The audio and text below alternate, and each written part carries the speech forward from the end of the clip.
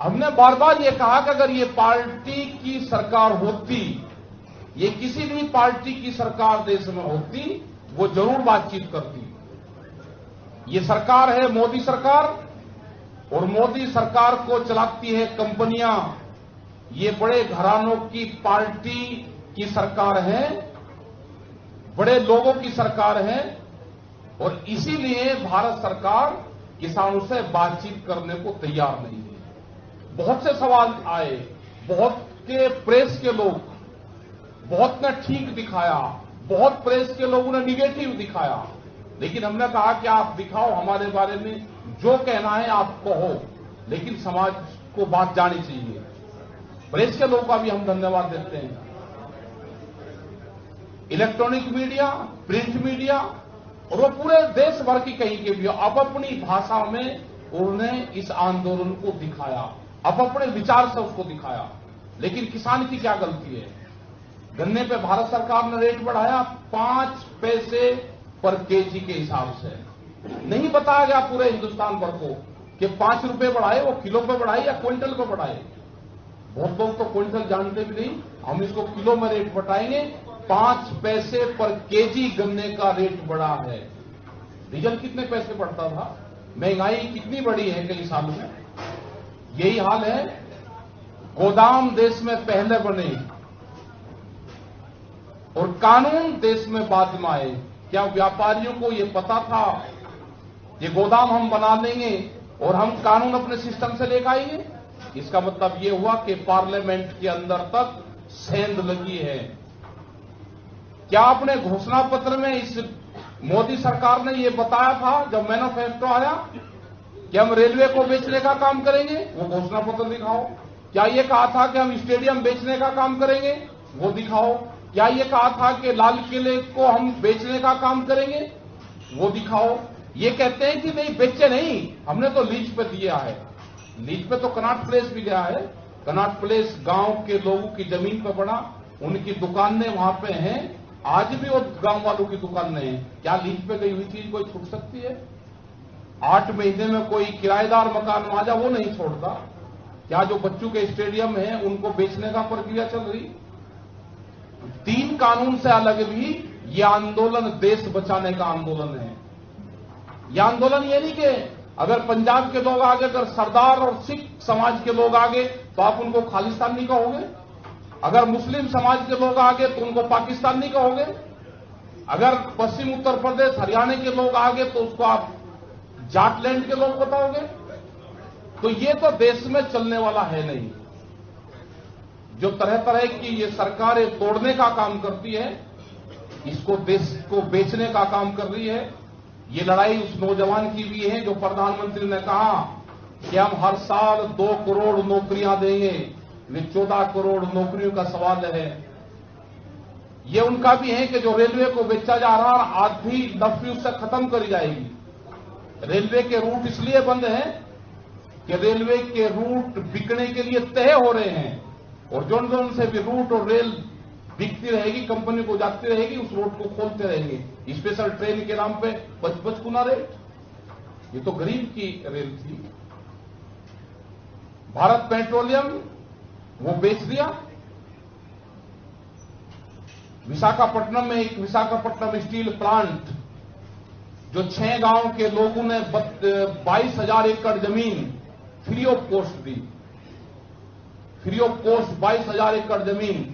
उस प्लांट की कीमत आज 3.5 से 4 करोड़ 4.5 लाख करोड़ रुपया है, और उसको 14,000 करोड़ रुपए में बेचा जा रहा है। अडानी का जाएगा। क्या पूरा देश को अडानी के गिरवी रख दिया गया? ये लड़ाई वैचारिक क्रांति है।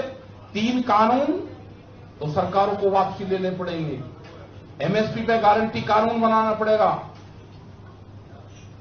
खाली अकेले पंजाब और हरियाणा में कहते हैं कि आपको तो बिकता है एमएसपी पे, नहीं बिकता इनका भी। जो मंसूरी धान बिहार से, पूर्वांचल से, उत्तर प्रदेश और उनसे धान की खरीद होती है, सस्ते में 800 से 1000 रुपए क्विंटल धान की खरीद होकर पंजाब हरियाणा में बिकता है, वो किसके नाम पर चढ़ता है?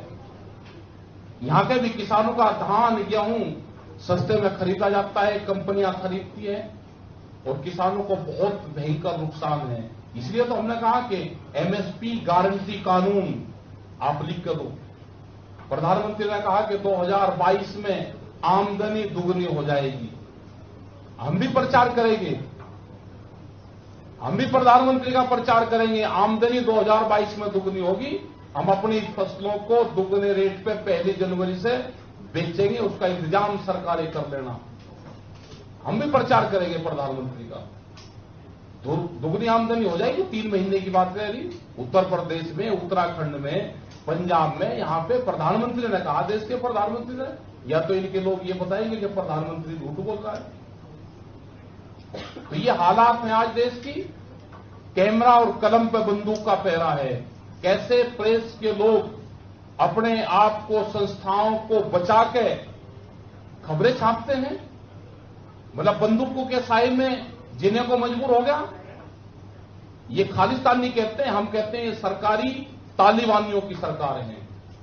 सरकारी तालिबान है ये। जिस तरह से ये बंदूक की ताकत पे, देश पे कब्जा करना चाहते हैं, पूरे संसाधनों पे, देश की सब एजेंसियों पे कब्जे हो गए।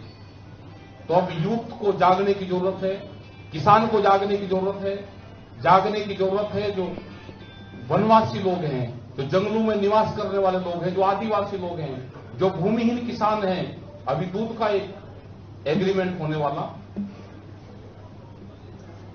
अमूल जैसी कंपनी ने यह कहा कि अगर 10 रुपया लीटर हमको भारत सरकार सब्सिडी देगी तो हम इस कंपनी को बचा सकते हैं।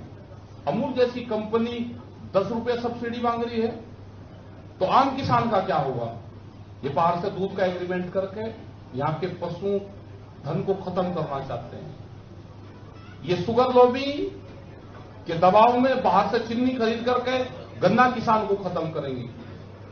ये अफ्रीका के देशों में दालें उत्पादन करके दालें किसान को खत्म करना चाहते हैं। हर फसल के किसान को एक एक करके मारने का काम करा जाएगा। ये किसान संयुक्त मोर्चा जो पिछले 9 महीने से इसके 40 बड़े लीडर अपनी जत्थेबंदी के साथ में दिल्ली के चारों तरफ बट्टे हुए हैं। और ये भारत सरकार कान खोल कर सुन ले, जो किसान 9 महीने से अपने घर नहीं गया, जिसने 9 महीने से दिल्ली के मोर्चे को नहीं छोड़ा, वो आने वाले टाइम पे दिल्ली के मोर्चे को नहीं छोड़ेगा। ये कान खोलकर सुन ले, प्रेस में ये कान खोलकर सरकार सुन ले, अपने दिमाग को ठीक कर ले। ये किसान छोड़ेगा नहीं। आपने गलत जगह पंगा ले लिया है। आप खेती किसानी को बर्बाद करना चाहते हो, अपनी खेती को आप बड़ी कंपनियों को देना चाहते हो, वो नहीं जाएगा। जिस तरह से हरियाणा में कानून में बदलाव करा कि कोई भी एक व्यापारी का साथी आएगा, किसी जमीन को, जो हाईवे पर जमीन है, उसको कहेगा कि मैं सर्किल रेट पे इसको खरीदूंगा, वो एक प्रपोजल प्रोफाइल बनाकर देगा कि मुझे यहां पे इंडस्ट्रीज लगानी है, ये जमीन मुझे अधिग्रहण करके दे दो। तो अपने साथियों के लिए कानून खोला है इन्होंने। तो इन सब चीजों का विरोध हमको करना है। हम अपनी जमीन नहीं देंगे।